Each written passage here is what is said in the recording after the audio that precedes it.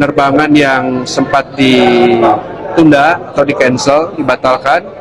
Dan alhamdulillah jamaahnya sekarang sudah ditempatkan di hotel-hotel di Jeddah, gitu ya, untuk mendapatkan kabar selanjutnya. Sampai saat ini informasi sementara kami dapatkan dari berbagai pihak bahwa untuk penerbangan selanjutnya insya Allah masih bisa berlanjut karena maskapai yang kita gunakan banyak yang menggunakan jalur melalui Oman dan itu masih aman, sehingga penerbangan selanjutnya kita tetap sesuai schedule, tetapi ada dua ya, penerbangan yang kemudian tertunda. Insya Allah akan kita berangkatkan juga secepatnya.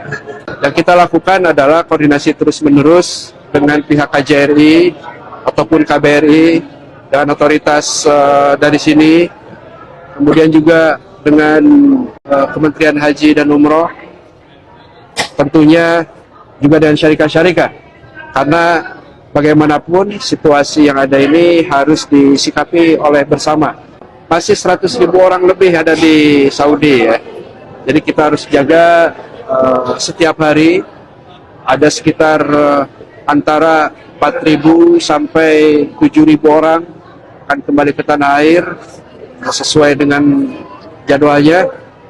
Nah, karena ini jumlahnya cukup banyak, maka kita juga tetap intensif komunikasi dengan berbagai pihak agar ini bisa selesai tanpa ada hambatan yang berat.